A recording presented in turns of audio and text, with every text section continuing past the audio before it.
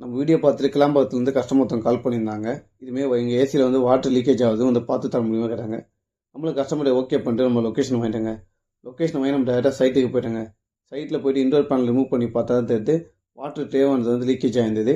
அதேமாதிரி train house வண்டி leakage ஆயிருந்தது. Customer inform பண்ணால் சார் இது ட்ரெயின் ஹவுஸையும் மாற்றணும், இன்டோரும் டஸ்ட்டாக இருக்குது சார், இது வாட்டர் வாஷ் பண்ணிடலாமா கேட்டோம். கஸ்டமர் கையோட பண்ணி கொடுத்துருங்கன்னாங்க. நம்ம அவுட்டோர் கேஸ் பம்ப் டவுன் பண்ணிவிட்டு ஃப்ளாரில் மூவ் பண்ணிவிட்டு இன்டோர் மூவ் பண்ணி எடுத்துட்டோங்க.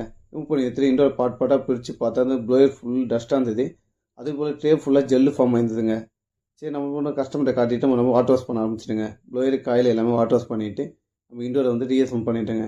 இன்டோர் ரீஎஸ்எம் பண்ணிவிட்டு இன்டோர் எடுத்து லாக் பண்ணிவிட்டு கஸ்டமர் வந்து காப்பர்ட்டிங் வந்து ஸ்லீவ் போட்டு தான் சொன்னாங்க. நம்ம ஸ்லீவ் ஒயிட் எல்லாம் போட்டு சுற்றிட்டு நம்ம ஃப்ளாட்லாம் டைட் பண்ணிவிட்டுங்க. ஃப்ளாட்லாம் டைட் பண்ணிட்டு லீக்கேஜ்லாம் பார்த்தோம்.